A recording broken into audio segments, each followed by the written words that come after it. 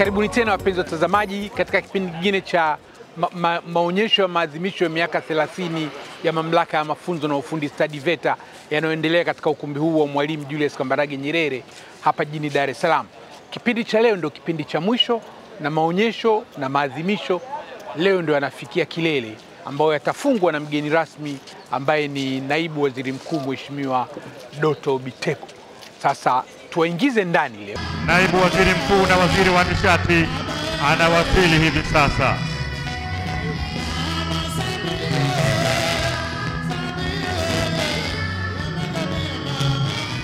Mheshimiwa mgeni rasmi, upo hapa asubuhi hii katika kuhitimisha maadhimisho ya miaka 30 ya VETA chini ya kauli mbiu inayosema ukuzaji stadi na ubunifu kwa maendeleo ya jamii na taifa kwa ujumla.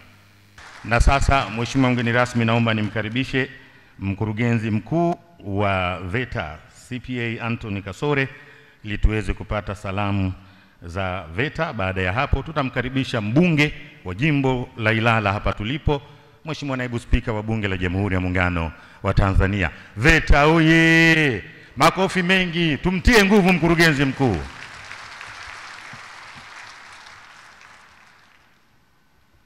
Mheshimiwa Doto Biteko, mbunge, naibu waziri mkuu wa Jamhuri ya Muungano wa Tanzania, viongozi wote wa meza kuu, mabibi na mabwana, Jamhuri ya Muungano wa Tanzania.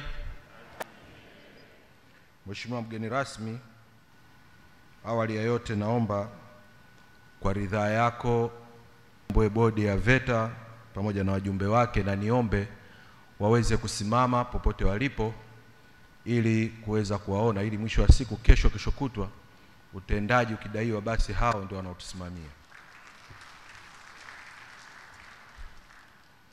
Baada ya kusema hayo, Mheshimiwa mgeni rasmi, nipende kukushukuru kwa kuweza kujumuika nasi katika siku yetu hii ya leo kuweza kufunga maadhimisho haya ya miaka 30 ya VETA, lakini pia kuweza kuwashukuru wote ambao wameweza kujumuika nasi katika asubuhi ya leo, hususani wadau ambao wametuwezesha kuweza kutekeleza swala hili, na ikiwemo wadau wetu wa Universal pamoja na wadhamini ambao wamekuwa nasi katika kutekeleza swala hili kama walivyokuwa wameorodheshwa, ikiwemo Enabel, CRDB, PSSF, Yas, Airtel, Nectar, Coral Paints, ISEA, Total Energy na Agrovision na wengine.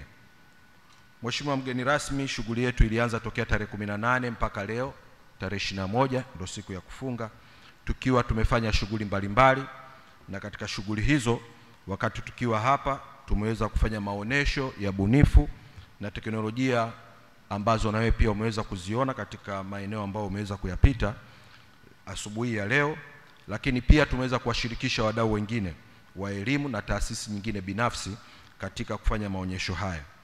Sambamba na hayo, tumefanya pia mashindano ya ujuzi ambapo wanafunzi 36 ambao walikuwa umetoka Tanzania nzima walikuwa wameshindanishwa katika ngazi ya mikoa, wameweza pia kujumuishwa na kufanya mashindano ya ujuzi katika stadi za uchoraji wa ramani za nyumba, uwashi, ushonaji pamoja na huduma za chakula na uungaji na uundaji wa vyuma. Na vijana hao wameweza kushindanishwa ili mwisho wa siku kuweza kujua kwamba maeneo yao ya ujuzi ni maeneo muhimu na maeneo ambayo yanawahitaji waweze kuyazingatia katika utekelezaji au ufanyaji wa shughuli zao mbalimbali. Tumejivunia na pia wameweza kujivunia kuonyesha stadi zao kuanzia ngazi hizo za vyuo, kikanda pamoja na tunatarajia kitaifa.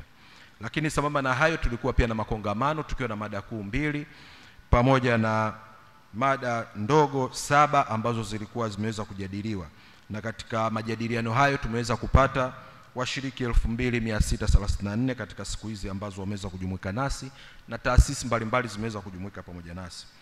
Katika mijadala yetu tumeona kwamba kuna msingi mkubwa wa kuweza kusimamia na kuhakikisha ubora wa mafunzo ya ufundi stadi nchini tunautekeleza kwa sisi wa VETA na pia wale wadau wengine ambao wanatoa mafunzo ya ufundi stadi.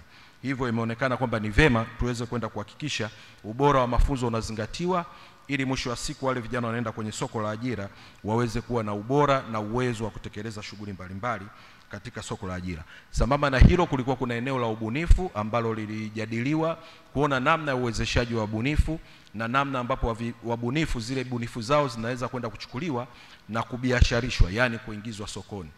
Hivyo ilionekana kwamba ni vema tuweze kuwa na utaratibu ambao wenzetu wa COSTECH wanao, basi kuona ni namna gani COSTECH wanaweza kuongeza bajeti kuwezesha hawa wabunifu waweze kuendelea kwa ajira.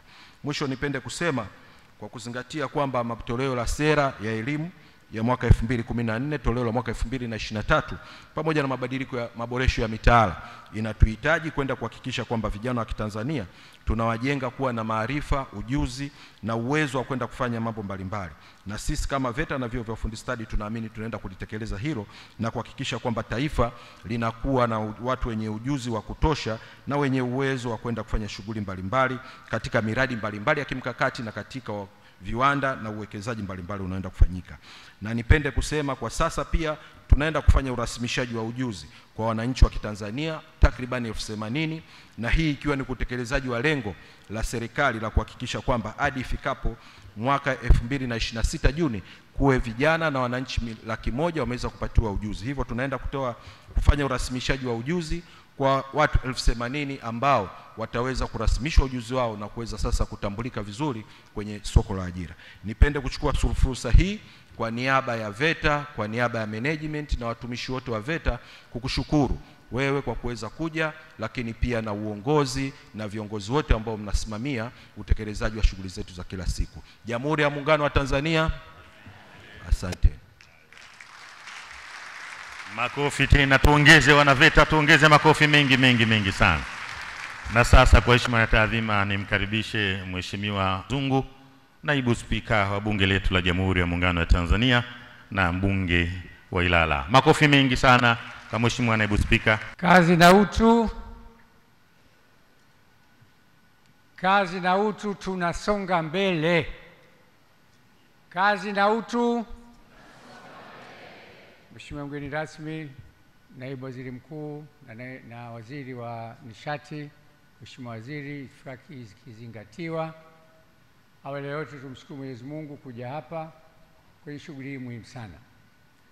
Mheshimiwa mgeni rasmi, mimi sina mengi, nimeambiwa nitoe salamu. Salamu zangu niwaombe sana mliokuja humu ndani. Kuna nukuu za rais mbele yetu, iko ya kulia, iko na kushoto. Tuzisome nukuu hizi, tuzielewe, ndiyo roadmap yetu. Mheshimiwa waziri, roadmap yako ni nukuu ya Mheshimiwa Rais ambazo ziko mbele yetu. Moja iko kulia na moja iko kushoto. Mjaribu kufundisha watu wengi, vijana wengi, generation Samia ndio hii sasa, lakini tazameni vile masuala ya ada. Mwafundishe wengi na ada zenu zisiwe agari za kufanya washindwe kuja kusoma. Tunahitaji watoto wetu wasome, tunahitaji wawe na ujuzi, wajitegemee. Mheshimiwa mgeni rasmi, baada ya maneno machache kushukuru sana, asante sana. Asante sana Mheshimiwa Musa Adam Zungu, naibu spika wa bunge la Jamhuri ya Muungano wa Tanzania, na asante kwa matumizi mazuri ya muda.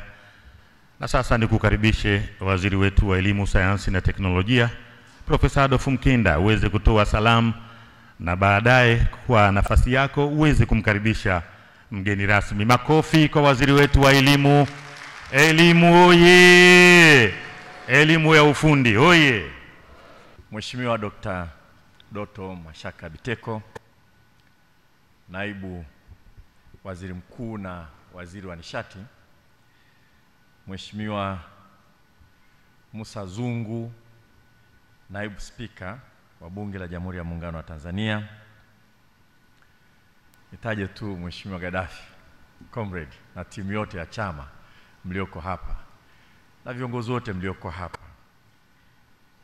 Wakuu wa wilaya wengi wamekuja, ikiwa na aliyekuwa mkuu wa wilaya Rombo sasa hivi yuko Kagera. Nashukuru sana kuwaona hapa, na mwakilishi wa mkuu wa mkoa. Mheshimiwa mgeni rasmi, mimi hapa kazi yangu ni kukaribisha kuongea, kuja kutusaidia kuhitimisha maadhimisho haya, maadhimisho ya miaka 30 ya VETA kama mamlaka inayosimamia vyuo vya ufundi na ufundi stadi, lakini actually ni maadhimisho ya miaka 50 ya mfumo wa kitaasisi wa serikali wa kitaifa wa kusimamia mafunzo ya ufundi na ufundi stadi. Kwa sababu mwaka 1975 ndio ilianzishwa idara ya serikali iliyokuwa inafanya kazi sasa ya kuratibu na kusimamia mafunzo haya. Idara hiyo ndio hatimaye ilibadilika na kuwa VETA. Kwa hiyo VETA kwa namna nyingine na yenyewe inaadhimisha miaka 50. Mwisho kabisa, Mheshimiwa mgeni rasmi, tunaweka vile vile msukumo mkubwa wa kujifunza kutoka nchi mbalimbali.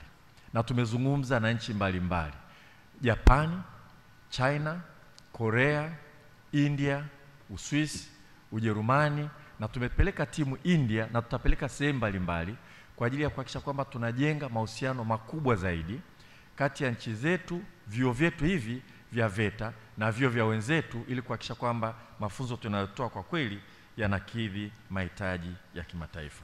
Mheshimiwa mgeni rasmi, nakushukuru tena sana kwa kuja kuungana na sisi. Nitakuomba mambo mawili. Moja, uje uzungumze na sisi kuhitimisha maadhimisho haya na hatimaye kutoa tuzo mbalimbali kabla ya sisi kutawanyika, na leo siku ya Ijumaa watu wanawahi kwenda kusali. Mheshimiwa mgeni rasmi, kwa heshima na taadhima, karibu sana uzungumze na sisi. Haya jamani, makofi mengi, kina mama vigelegele. Bado sijasikia makofi mengi wakati mgeni wetu rasmi, Naibu Waziri Mkuu na Waziri wa Nishati, Mheshimiwa Dr. Doto Mashaka Biteko anakwenda kuzungumza nasi. VETA oye! Elimu ya ujuzi oye! Tanzania oye! VETA oye! Mabibi na mabwana, Jamhuri ya Muungano wa Tanzania, ndugu washiriki, nianze kwanza kwa kumshukuru Mungu aliyetukutanisha hapa leo kwa ajili ya tukio hili muhimu la kufunga maadhimisho haya ya miaka 30 ya kuanzishwa kwa mamlaka hii.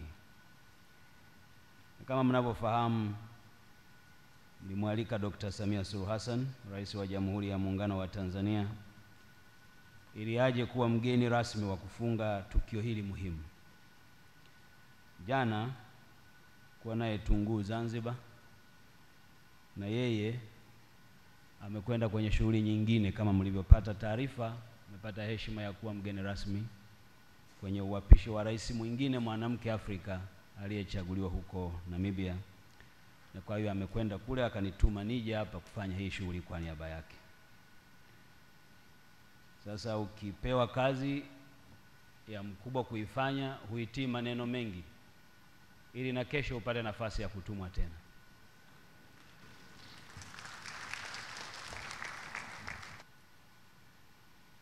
Leo tunapoadhimisha miaka 30 toka kuanzishwa kwa mamlaka ya elimu na mafunzo ya ufundi stadi VETA, chukua nafasi hii kuwapongeza sana kwa hatua hii kubwa mlioifikia. Miaka 30 si safari ndefu, si safari fupi, ni safari ndefu.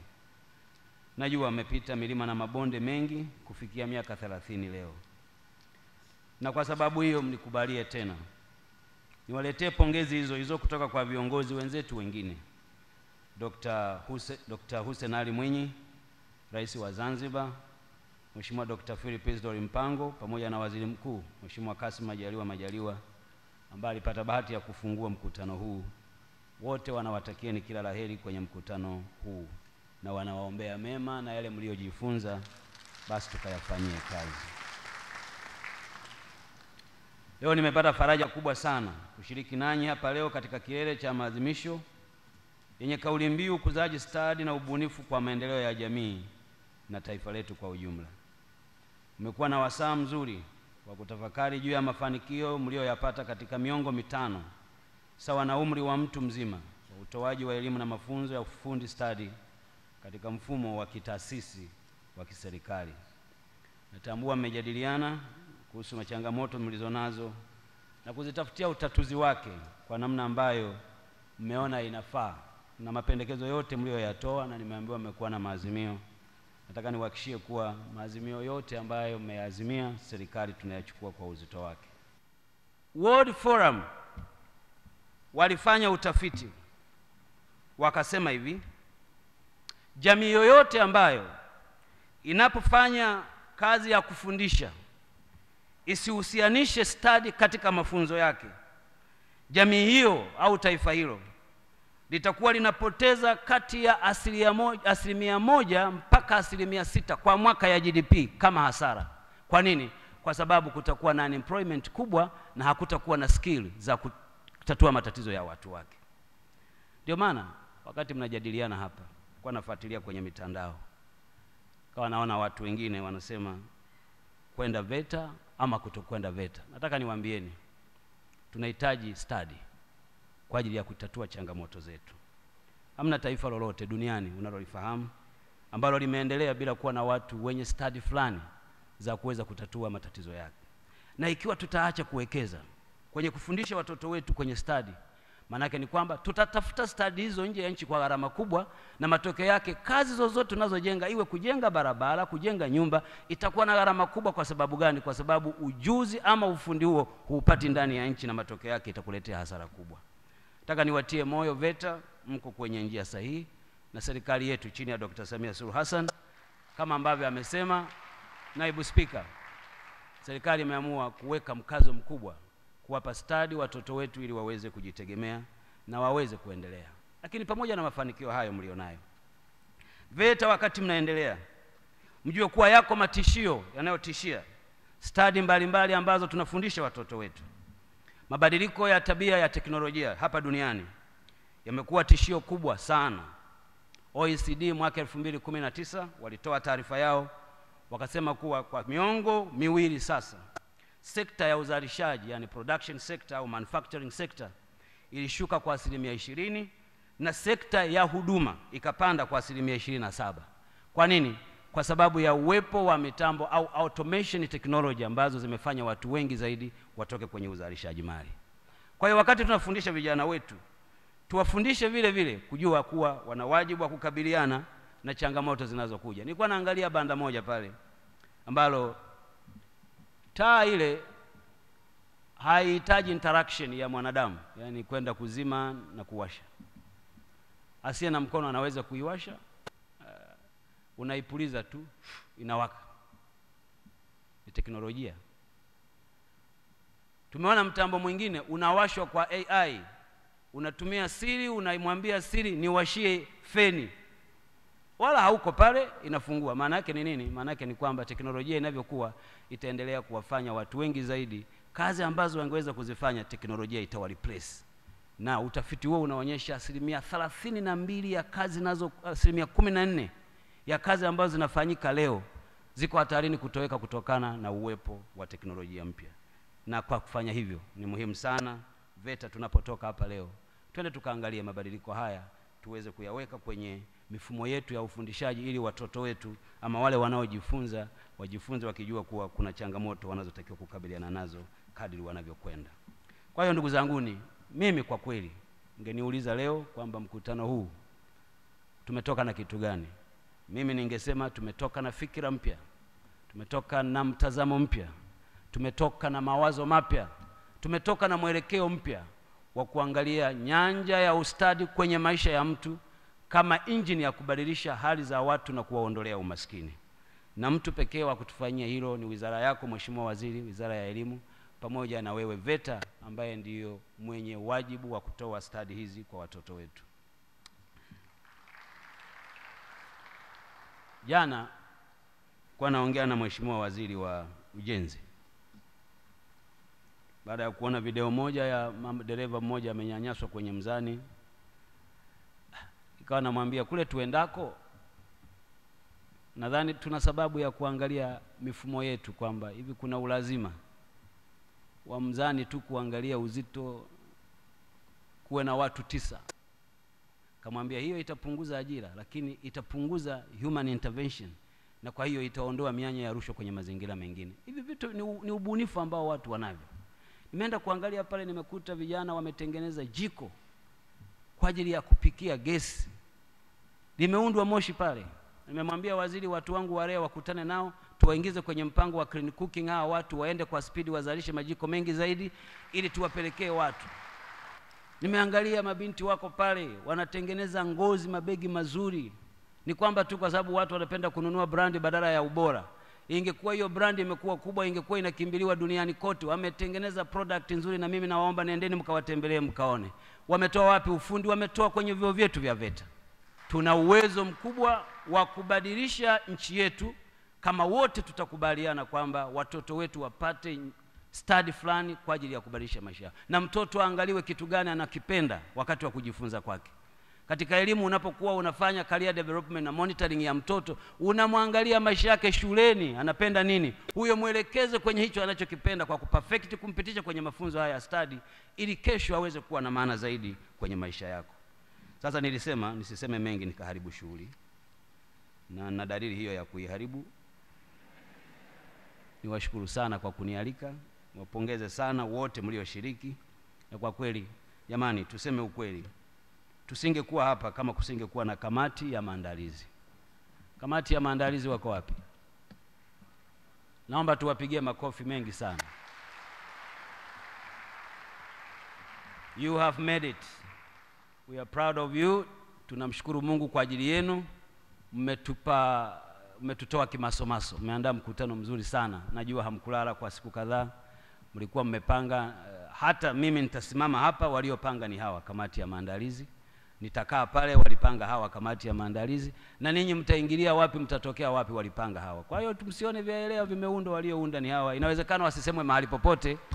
Nimeona niwatambue, na baadaye naomba nipige nao picha hapa chini ili niende nayo kama ukumbusho. Hongereni sana kamati ya maandalizi kwa kutufanyia kazi nzuri. Kwa wasanii wetu tunawashukuru sana kwa kutuburudisha. Mmetuambia VETA ni nuru, tunajua. Na ninyi hata kupiga tu gitaa ukajua kuimba ni stadi ya maisha. Ninyi wenyewe hongereni sana, kwa sababu fundi mlionao umefanya shughuli iweze kupendeza. Kwa wale mliokuja tunawapongeza sana kwa kushiriki pamoja na VETA kwenye kuadhimisha miaka 30 ya uwepo wake. Najua mlikuwa na ratiba nyingi, mmeamua kuziacha mkaja ili muweze kufanya shughuli hii. Tunawatakia kila laheri mnaporudi nyumbani. Wakati mnaenda, mwende mkijua kuwa nchi yetu tumeamua kuwekeza kwenye ufundi ili watu wetu waweze kujikomboa katika hali zao walizonazo. Baada ya kusema hayo maneno mengi, niwashukuru tena kwa kunialika Mheshimiwa Waziri, mkurugenzi wa VETA pamoja na bodi yako, na wote mliokuja. Niwatakieni kila laheri. Na baada ya kusema hayo, sasa kuna neno ambalo mnalisubiri kwa hamu. Ni kutamka kuwa maadhimisho haya ya miaka 30 ya VETA na makongamano yote yaliyofanyika kwa muda wa siku 2 nimeyafunga rasmi, na asanteni kwa kunisikiliza. Naomba wote tusimame kwa heshima ya taadhima.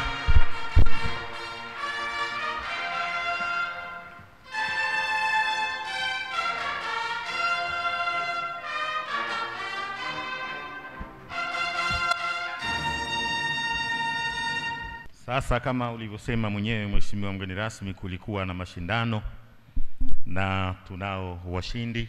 Tunaomba uwakabidhi zawadi kwa maana ya vyeti. Na bila kupoteza muda, bodi pia unaomba uungane nawe hapa. Anakuja. Fani ya umeme kwa maana ya electrical, kuna washindi watatu, wa kwanza, wa pili na wa tatu. Mshindi wa kwanza Adamu Ayubu, makofi mengi kwake. Mshindi wa pili Macmillan Kihundwa, makofi mengi kwake. Mshindi wa tatu Joseph Sabai. Haya, kama nilivyowataja, naomba tuje hapa mbele. Wa kwanza ni Adam Ayubu. Adam, uko wapi? Ni wewe. Haya, makofi mengi. Anapata cheti, lakini anapata na maukoto shilingi 700,000. Makofi tena.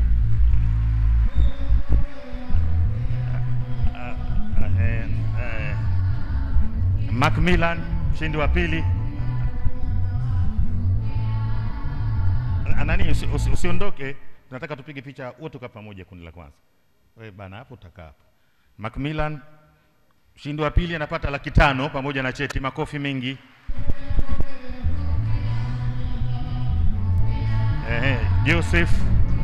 Joseph Sabai, mshindi wa tatu, shilingi 300,000 na cheti. Welding and Metal Fabrication. Mshindi wa kwanza ni Benedicto Mumwi. Benedicto Mumwi, cheti na $700,000. Mshindi wa pili ni Ilene Biera Evansi, ajiandae. Na mshindi wa tatu Batazar Mkula. Kama kawaida, wa kwanza anapata cheti na $700,000, wa pili cheti na $500,000, wa pili cheti na $300,000. Makofi mengi kwao. Fani nyingine ilikuwa ni fani ya uwashi hii, masonry and brick laying. Haya, wa kwanza ni Oden Simbeye. Oden, makofi mengi. Wa pili Idrisa Saidi Stambuli, na watatu Emmanuel Sanga. Fani ya uwashi hiyo, mshindi wa kwanza Oden Simbeye, mshindi wa pili Idrisa Saidi Stambuli, Emmanuel Sanga mshindi wa tatu. Tunawaandaa sasa. Kundi linalofuata ni fani ya uandaaji vyakula, food preparation. Hapa wanapata cheti, wanapata fedha, wanapata na mitungi ya gesi.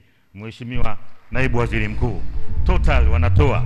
Wa kwanza ni Hamisa Saidi, wa pili Tumaini Sanga, wa tatu Rescho Maridadi. Makofi mengi. Huyo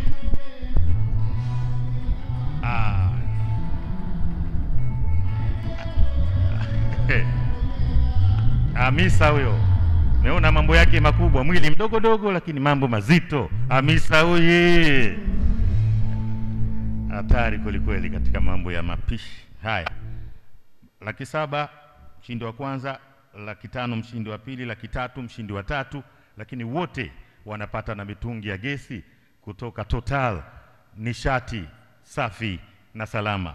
Tutapokwenda kujiajiri kule, msipikie kuni, mnapikia nishati safi na salama. Tuwapongeze kama kofi mengi sana. VETA oye! Kundi linalofuata ni fani ya uchoraji ramani za majengo. Mshindi wa kwanza ni Amon Biarugaba, mshindi wa pili Ezekiel John, na mshindi wa tatu Frank Martin. Makofi mengi kwao. Amon Biarugaba, Ezekiel John, Frank Martin. Wanachora ramani za majengo, sio mchezo. Hongereni sana. Hongereni sana. Twendeni sasa mkapige picha wote kwa pamoja. Na lile kundi la mwisho lilikuwa ni kundi hii fani ya ubunifu, ushonaji na teknolojia.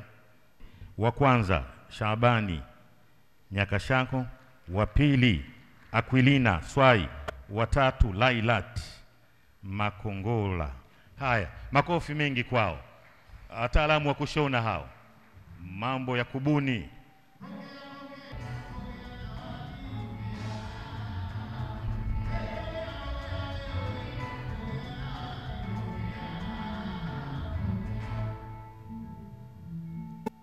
Haya, twendeni sasa tukapige picha pamoja. Haya, asanteni, tunashukuru. Mheshimiwa mgeni rasmi, kutokana na umuhimu wa maadhimisho haya ya miaka 30 ya VETA na kutokana na kazi nzuri ambayo amefanya na endelea kuifanya kiongozi wetu Mheshimiwa Rais wa Jamhuri ya Muungano wa Tanzania, kuna tuzo pia kwa ajili ya Mheshimiwa Rais. Naomba ile tuzo kwa ajili ya Mheshimiwa Rais isogee. Wale wanaohusika na tuzo ya Mheshimiwa Rais iko wapi? Na kwa heshima na taadhima tutaomba upokee kwa niaba yake. Hiyo hapo inakuja, mpe Mheshimiwa Waziri. Naam, hiyo ni tuzo kwa ajili ya Mheshimiwa Rais wetu Dr. Samia Suluhu Hassan. Makofi mengi sana.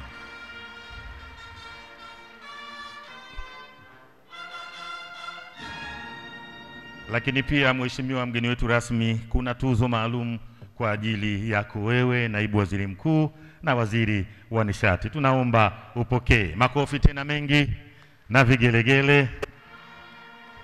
Wapenzi watazamaji, basi na kwa maneno mazuri hayo, mimi nisiwe na lolote la kuongeza. Natumaini mmefaidika kwa namna moja ama nyingine na vipindi hivi vya maonyesho haya ya miaka 30 ya VETA, na kubwa kuliko yote jamani ni lile ambalo Waziri Mkuu amelisisitiza.